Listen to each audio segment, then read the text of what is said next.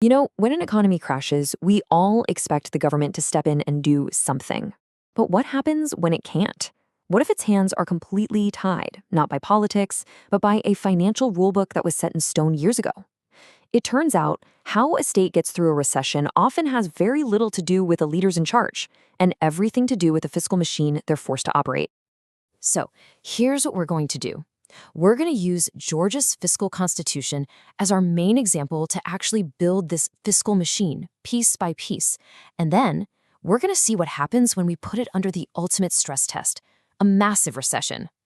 Okay, so before we even get to the machine itself, we have to understand what it's built out of. Because, when it comes to state rules, there is a world of difference between something written in pencil and a command that's been carved in granite. And this right here is the key difference. On one side, you have your standard, flexible statutory policies. Think of these like the thermostat in your house. If it gets too cold, you just turn up the heat. Simple. But on the other side, you've got these rigid constitutional policies.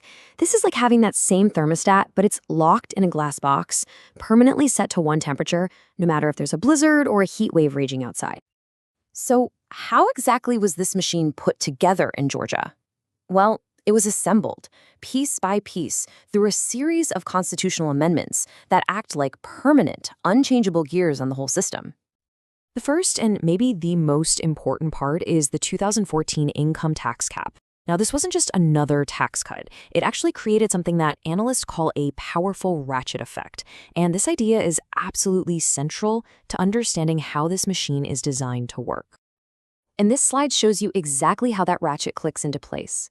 Just look at how lopsided it is. Lowering the tax rate is easy. All it takes is a simple majority vote. But trying to raise it back up, even a tiny bit in the middle of a desperate crisis, well, that requires a nearly impossible political mountain to climb. A 2/3 supermajority plus a statewide popular vote. The ratchet is designed to only click in one direction, down.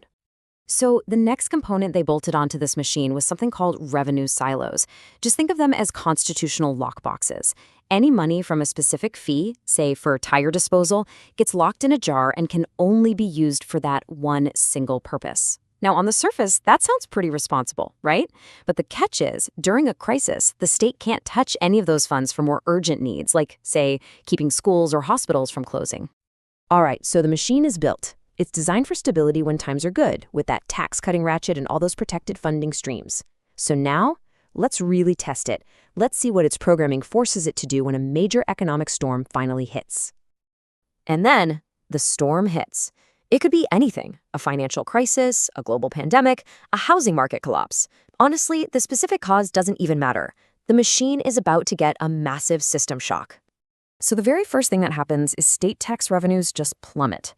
People lose their jobs, they stop spending money, businesses earn less, and the cash flowing into the state treasury basically dries up almost overnight. And at the exact same moment, the worst possible time, the demand for government services just explodes.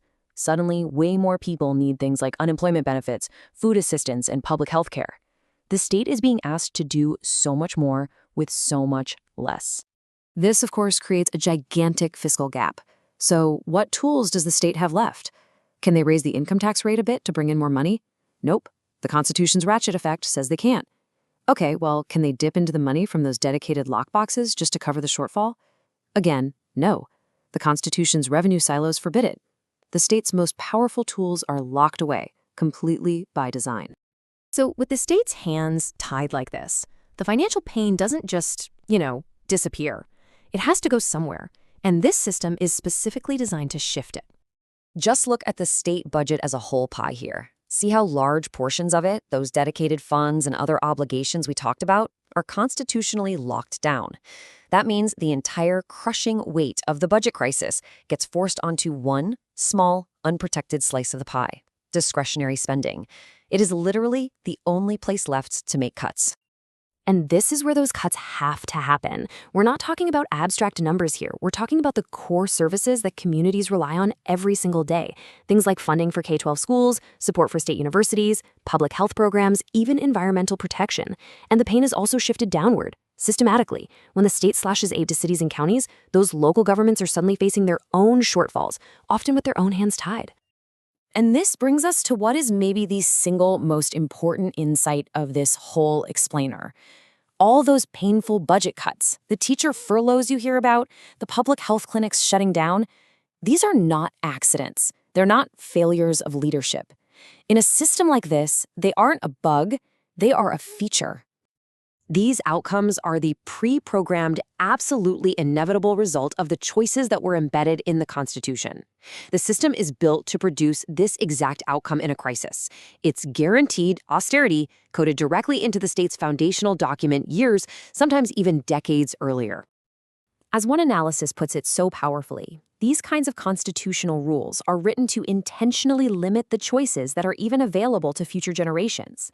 It's an attempt to govern from the past, locking in one specific set of priorities for decades to come, no matter what changes.